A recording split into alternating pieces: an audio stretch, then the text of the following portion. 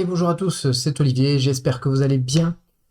Et je me suis dit quand même que malgré la chaleur, où je n'ai qu'une envie, c'était d'aller me coucher, j'allais vous faire une petite salle sur Xbox qui s'appelle Greenhorn. Vous allez voir, la première partie, jusqu'au foothold et jusqu'au pivoting sur l'user, c'est plutôt sympa. Après, j'avoue que ça a été un peu chiant, j'ai perdu énormément de temps, mais je vais vous montrer ça tout de suite.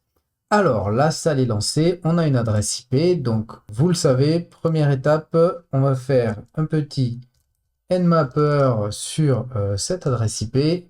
Allez, c'est parti. Voilà, Nmap a fini. Oh là là, beaucoup de choses. Donc, qu'est-ce qu'on remarque? On remarque que l'on a trois ports, 2280 et 3000. Ok. En général, on a que 2280. Bon, on a ce 3000, on va regarder tout à l'heure. Donc 22, ok, 8, SSH 8.9, bon ça on va passer. Ah, le port 80 et on voit did not follow redirect to greenhorn.htb. Ben, ce que l'on va faire, c'est qu'on va aller directement le rajouter hop, dans notre DNS mask et pour celui-là, sudo DNS mask update, voilà, on a déjà greenhorn, ok, je l'avais fait mais l'adresse IP a changé, c'est celle-là. Donc hop, c'est parti, on le rajoute. Donc normalement, si je fais un ping là-dessus, c'est bon, ça fonctionne. Et bien on va aller voir ce qu'il y a derrière pour voir un peu ce que ça donne. Alors http://greenhorn.htb et effectivement, on a un site web. Donc ici, qu'est-ce qu'on a? Ok, welcome to Greenhorn, welcome to New Junior, ok, et on a une zone admin et on voit que c'est Powered by Pluk. Alors, on peut aller voir ce que c'est que Pluk, voilà, c'est un CMS. Première étape, je me suis dit, tiens, va peut-être y avoir une CVE dessus. En fait, non, il n'y a pas vraiment de CVE. Enfin, entre guillemets, je vais vous montrer pourquoi, mais là, pour pouvoir arriver à s'authentifier, on est Pluk 4718 et si on regarde directement sur plukcms.org, la dernière version, on va dans code et on regarde, on est des 4718. Donc c'est la toute dernière. Donc on risque pas de trouver une CVE directe comme ça qui va nous permettre de nous authentifier. Ok, c'est pas bien grave. Donc on a ça. J'ai essayé, hein, j'ai essayé. Je me suis dit, bon, on va essayer de voir. Par exemple ici on voit file welcome. Tiens, est-ce qu'on pourrait pas faire du LFI? Mais on voit si je fais par exemple, hop, ça, j'en ai oublié un, etc.passwd, boum, on a une détection. Bon, très bien. Alors, ce n'est pas comme ça. On va pas pousser le truc un peu plus loin. En fait, on pourrait faire un GoBuster, ça va nous sortir le truc, mais en fait, ça va pas mener à grand chose. Ce qu'il faut aller voir, c'est que on avait un autre port, le port 3000. Donc, on va aller voir ce que ça donne. Bon, on va même le faire directement ici, 2.3000. Et là, on tombe sur un Gitea ou un Giti. C'est un gestionnaire de repo Git. C'est intéressant. Ok. Qu'est-ce qu'on peut faire? On peut s'enregistrer déjà, mais si je clique sur Explore, tiens, j'ai le code de Greenhorn. We believe in open source. Super. Cliquons dessus et effectivement, donc voilà, on a tout le code source de la page. Bon, c'est intéressant. Et je me suis dit, tiens, ça va être sympa, je vais aller voir les commits, parce que souvent ce qui arrive, c'est que on a un commit initial où il y avait des mots de passe en clair, puis après ils sont removés. Mais là, le problème, c'est qu'on a un seul commit, et c'est le first release. Bon, ok, donc ça sert à rien d'aller regarder les logs. Pour nous balader là-dedans, plutôt que de chercher des trucs comme ça là-dedans, on va récupérer le code source directement sur notre machine. Donc pour cela, on va faire un petit git clone. Hop là, c'est pas ça. Git clone de Greenhorn, voilà. On le récupère. Un petit code Greenhorn. Donc là, on va pouvoir analyser un peu le code de savoir ce que ça fait. Alors, on va aller se balader, voilà. On a une page de login. Et à la page de login, va voir security.php. Ben tiens, on va remonter security.php, data inc security.php. Alors, data inc security. Monsieur, mademoiselle, la page, elle est où? Security.php. Et donc là, dans cette page, qu'est-ce qu'on avait ici? Là, on voit. Tiens, Scripter, mode file inclusion. Ok.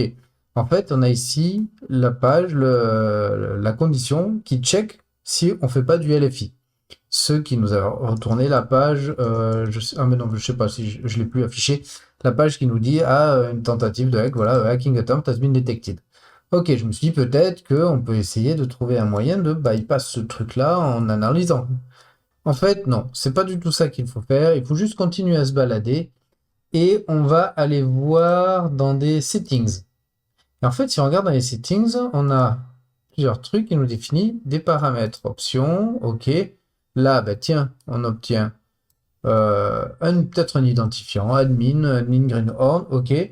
Pass, et là, qu'est-ce qu'on obtient? Un pass, un hash. C'est intéressant. Est-ce qu'on ne pourrait pas en faire quelque chose? Alors attendez, hop, voilà, pour tout le mettre sur une seule ligne. Est-ce qu'on ne pourrait pas en faire quelque chose? Déjà, ce qui serait intéressant, c'est de l'identifier. Quel format c'est? Est-ce qu'on va pouvoir en faire quelque chose? Ok, donc on pourrait aller sur Google, parce que je pense que si je tape Luc password, tiens, H, voilà, on voit qu'il y a marqué SHA-512, mais en fait, on peut le faire aussi autrement, même de plusieurs façons, hein. À l'origine, j'avais fait un HID, voilà. Si on lance ça, on voit, bah voilà, SHA-512, ok, c'est intéressant.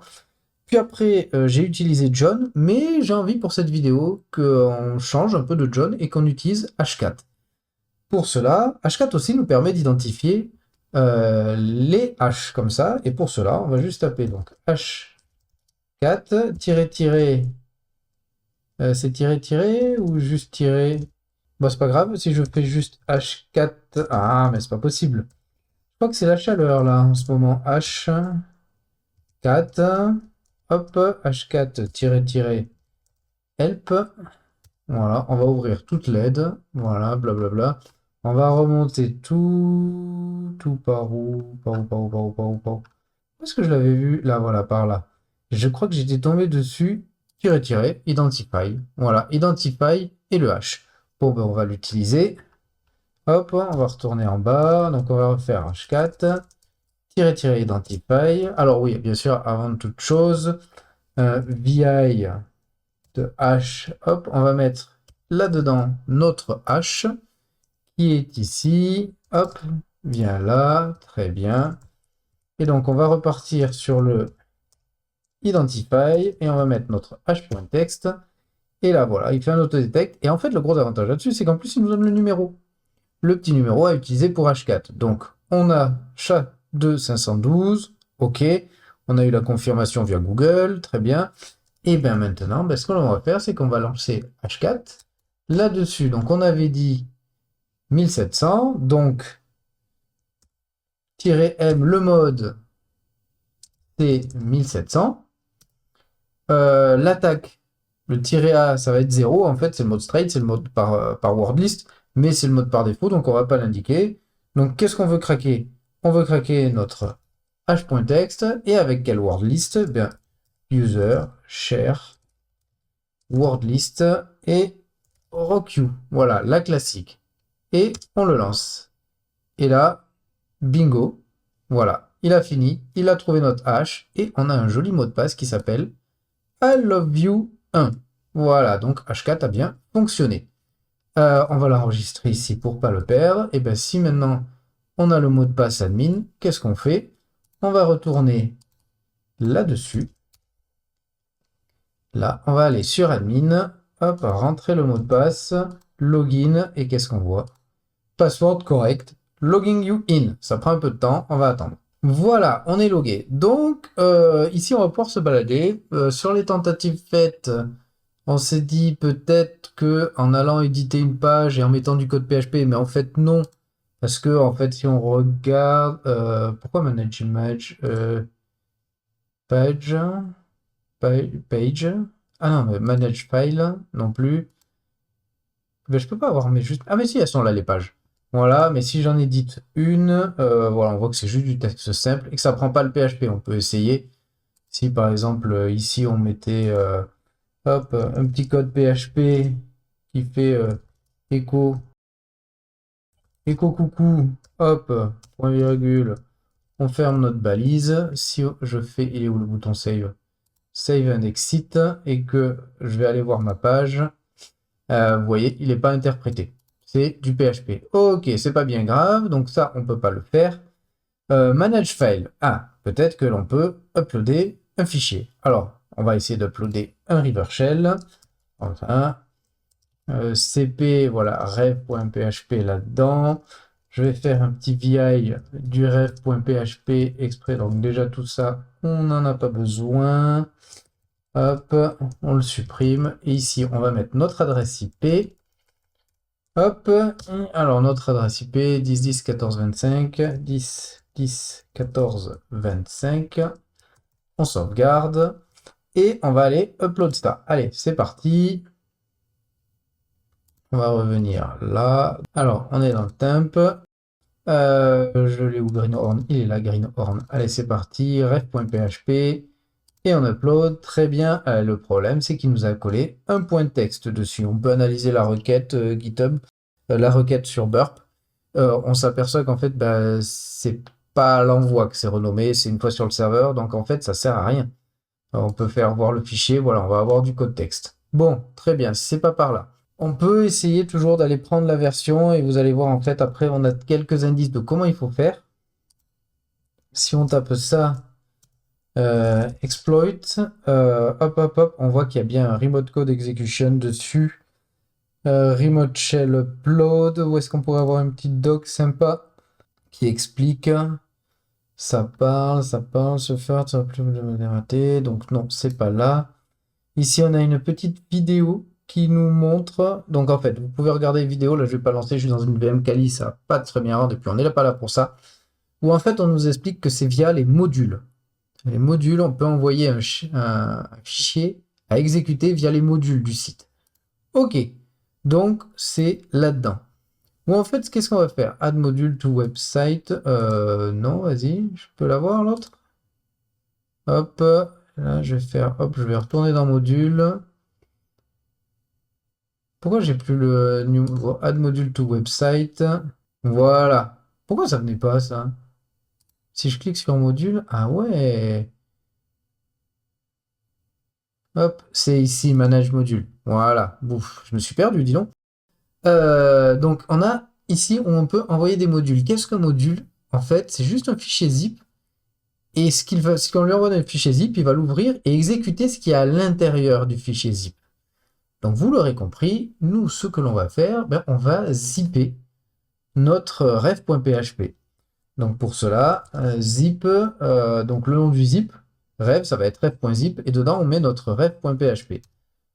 Voilà, donc si on regarde, on a bien un ref.zip. Donc en fait, le principe là, c'est qu'on va lui envoyer ça, il va dézipper ce ref.zip et exécuter ce qui est à l'intérieur, qui est notre River Shell. Donc si on ne veut pas perdre notre action, un petit pomme 4cs, voilà. Et donc normalement, si on fait installer un module, on va prendre notre ref.zip et on fait un upload. Has been installed successfully. Ça tourne encore. Et en fait, moi, si je regarde derrière, voilà. En fait, j'ai mon full told. Je suis rentré sur la machine en tant que wdata. Le gros avantage là d'utiliser Podcat, c'est que le shell va être maintenu. Si on regarde sur le forum de Xbox, en fait, il y a un script, il y a un cron qui tourne, qui fait un reset un peu de tous ces modules, de tous ces trucs là comme ça. Et on perd, si on fait juste un NC, on perd le River Shell. Là, avec Podcat, au moins, on ne le perd pas. Mais on va pallier à ça un peu plus tard. Pour l'instant, on est wdata et il nous faut passer, alors on ne sait pas qui, mais pour aller le savoir, on va aller dans /home. Voilà, ça marche pas? Non, ça, voilà. Donc on a Git et Junior. Donc cd junior, ls-l. Ok, donc ici, on a deux fichiers, mais que l'on ne peut pas lire parce qu'il n'y a que root et le groupe junior qui peuvent le lire. Et moi, je suis pas dans le groupe root, je suis pas root et je suis pas dans le groupe junior. Mais comment est-ce qu'on pourrait passer junior? Voilà, comme d'habitude, on peut se dire que junior, c'est le monsieur qui a mis en place tout le site, tout ça, et qui a tout simplement réutilisé son mot de passe qui est I love you. Et donc, on va essayer ça. On va faire un SU junior. On va taper le mot de passe. Et c'est bon. Voilà, je suis identifié en tant que junior. Donc maintenant, si je regarde là-dedans et que je fais un WC-C de user.text, effectivement, c'est bon. J'y ai accès. Là, on est toujours dans un River Shell. Je me suis dit, bon, bah, pour pouvoir avoir une autre connexion, je vais me connecter à un SSH. Pour cela, SSH, junior sur Greenhorn. Et bien non, permission denied, public key. Donc en fait, j'ai pas le droit de me connecter dessus, mais on m'explique qu'il me faut une clé publique pour pouvoir m'y connecter. Et ben c'est pas bien grave. Je suis déjà junior là-dessus. Donc si je regarde, alors je vais déjà faire mon alias parce que là, ls-lh-color, ça ne m'intéresse pas. Voilà, comme ça, très bien. On voit qu'il n'y a pas de répertoire.ssh. On va se le créer, hein. mkdir.ssh, cd.ssh, et ici, on va se créer un petit authorized keys dans laquelle on va mettre notre clé publique à nous. Voilà. Donc pour cela, un petit cat de notre clé publique. On va la prendre. Ici, je suis en insertion. Ouais, j'étais en insertion. On va la coller dedans. Et pour que ça fonctionne, ces fichiers doivent avoir des droits un peu particuliers. Donc ici, hop, voilà, il est en 664. On va faire un chmod 755 de authorize key. Ah non, non, non, non, non, non, non, non. Mille excuses, c'était bien ça, chmod. Non, moi je le mets en 644. Voilà, d'autorize key. Par contre, le répertoire chmod 755 2.ssh. Voilà. Comme ça, ce sont les droits normaux. Très bien. Ok, bah une fois que c'est fait, SSH-I de Junior Greenhorn. Et ça passe. Voilà. On a pu s'y authentifier. Et maintenant, notre River Shell peut se perdre. De toute façon, on a une connexion permanente à Junior. Ok. Maintenant, donc déjà celle-là, on s'en fiche un peu. On en a plus besoin. Hop, on va la quitter. Très bien. Maintenant, il faut devenir root. Et c'est ce que je vous disais au début, où cette partie est chiante, en fait, et que ça m'a pris du temps. Pourquoi? Parce que, bon, c'est plutôt... En fait, on comprend ce qu'il faut faire. Dès qu'on fait ça, on voit qu'il y a un fichier PDF, donc on va le récupérer. Donc on va le faire à l'ancienne, voilà, parce que, bien sûr, j'ai tué Pond4CS, alors qu'avec Pond4CS, c'est plutôt facile à faire. Il suffit de faire un download. Ici, normalement, si je fais un Witch Python, s'il n'y a pas un Witch Python 3, il y a. Donc, on va faire un Python 3-m http.serveur. Ça ouvre le port 8000 pour un serveur HTTP. Donc, ici, http on va faire un wget. Allez, hop, http nous, c'était quoi? Green horn.htb sur le port 8000 et le fichier c'est ça. Alors je sais pas s'il va bien passer. Là on va mettre des cotes ici. On va voir ce que ça donne. Impeccable, ça l'a pris. Voilà. Et donc quand on va ouvrir ça, on va faire open de using machin. Qu'est-ce qu'on voit? Donc on voit un petit document. Voilà. Installer OpenVAS, très bien, voilà, sudo enter-password, et ici on a un truc qui est complètement flouté. Donc avec un string on tombe sur rien, en faisant un copier-coller on ne tombe sur rien. Ok, moi à partir de là je me suis dit, bon, on ne peut pas, je vais chercher autre chose.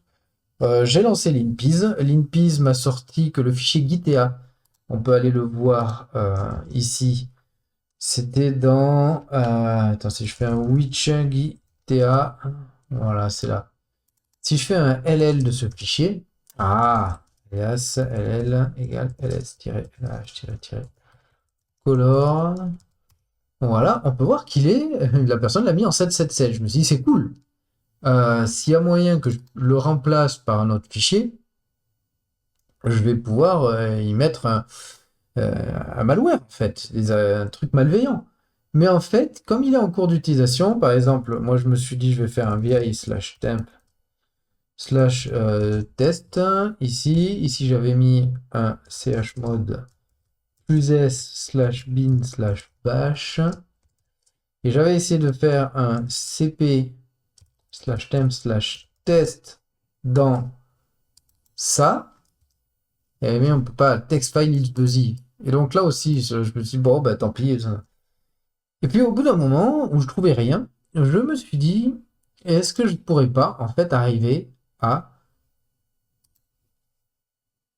dépixeliser ce truc-là. Donc pour cela, petite recherche sur Google. Et donc on peut aller voir en tapant, c'était quoi c'est. Alors au début, oui, j'avais fait un pixel PDF texte. Mais en fait, suppression de contenu, why I'm seeing pixel text when printing image, c'était pas terrible. Et en fait, le truc à remarquer, c'est que dans ce document, en fait, là c'est un PDF, mais ça c'est une image. C'est pas un texte. Donc ce que j'ai fait, c'est que j'ai fait ça, hop, save image. Donc, non, on va pas la mettre là-dedans, on va la remettre dans temp. Hop, il est là, greenhorn, et on va l'appeler password. Voilà, pwd. Si je save et que je regarde, hop, ici dans mon code, ici, enfin, sur ma machine, j'ai un pw.png. Si je fais open pw.png, voilà, c'est bien une image avec ce. Et on va essayer de dépixeliser tout ça. Donc plutôt que de mettre ça, hop, j'avais mis un pixel texte et au lieu de PDF, image. Donc là, hop, dpix HMM, intéressant, on va l'ouvrir. Auto recover, the hacker news. This new tool can retrieve pixelated text from redacted. Intéressant. Donc lui, c'est quoi lui? Ça semblait pas mal ça, hein. Mais ça devenait un peu tordu son truc là. Je me suis dit, bon. On est sur une machine easy, il me faut un truc easy, donc pas bon. Là par contre, this new tool, ok. Donc si on le lit, ce qui nous explique, il y a un outil qui s'appelle un rédacteur. Ok, on va aller le voir. Mais là, le problème, c'est que il fallait installer les dépendances, faire un npm start. Puis je pense pas que npm je l'ai sur ma machine. npm? Non, ouais. Je ne l'ai pas, donc j'avais pas envie de me lancer là-dedans. Mais en continuant l'article, on voit This tool is also seen as an improvement over an existing utility named dpix, which worked by looking up what permutation. Ok. Et là, par contre, sur dpix, eh ben, c'est du Python. 100% Python. Je me dis, bah, c'est cool. Je vais pouvoir le lancer. Donc, regardez, apparemment, px1, recovered. L'original, c'était ça. Ok, bah, il y a peut-être moyen de faire quelque chose. Donc, on va récupérer le code de dpix. Hop, ici. Donc, comment je vais faire? Tiens, en attendant, on va faire ça. Ça. Git clone non plus. Dpix. Ok, c'est des dpix. Alors ensuite, qu'est-ce qu'il nous dit le monsieur? Le monsieur, il nous dit run dpix, python 3 dpix.py. Pourquoi je vais remonter là? Il m'a fait un clic. Mais il est pas gentil le monsieur là. Voilà, python 3 dpix.py. Ok, bon, on va mettre ça. Ah, vous voyez, j'ai déjà marqué. Donc, et après, hop, resulting, dpix image. Ah non, mais c'est l'installation. Voilà, dpix, on a l'EP, notre password, S, alors ça, je sais pas ce que c'est. C'est peut-être pour lui donner des exemples ou matière à travailler. Et notre image de sortie. Donc, moi, j'ai utilisé, comme on peut voir, voilà, on va le mettre ici. J'ai utilisé donc en entrée mon password, la même chose qu'il a mis sur le site, et en sortie, ça. Et c'est parti. Et donc voilà, après un petit moment, vous voyez, on voit que ça a pris 50 secondes. Voilà, on le voit, il y a le temps, ça a pris 50 secondes. Et là, donc, il nous a créé un fichier. On va faire open, passwordgood.png. Et là, effectivement, on a du texte. On a du texte. Side from side, the other side, side from side, the other side. On va se taper ça quelque part. Il est où lui? Lui là, bah tiens. C'était quoi? Side from side the other side. Je crois que c'était ça. Side from side the other side. Ok, répétez 2 fois. Très bien. Et ben, on a ça. Dans le PDF ici, ils disent que c'est un mot de passe. Ok, qu'est-ce qu'on fait? Eh bien, on va se mettre là. Alors, attendez, on va réagrandir celle-là. On va se faire un petit SU pour devenir route. Je rentre ce mot de passe et ben voilà. En fait, c'est le mot de passe route. Voilà, il n'y a plus qu'à aller dans cd/route. Si je fais un wc-c de route.txt, c'est bon, il est lisible. Voilà, voilà. Bon, alors, cette salle. Qu'est-ce qu'on peut voir? 2,7 sur 64. Pas terrible quand même comme note. Pourquoi? Je pense qu'en fait, le côté pas terrible, c'est ce truc pénible de trouver le seul et unique tool qui nous permet de dépixeliser une image. Alors, dans un sens, c'est pas mal. Parce que une fois qu'on le fait, on peut garder cet outil en tête, savoir que ça existe, et si on a pris des notes, pouvoir le retrouver facilement si un jour on en a besoin. Mais bon, je trouve que j'ai pris du plaisir à faire cette box jusqu'à ce moment-là.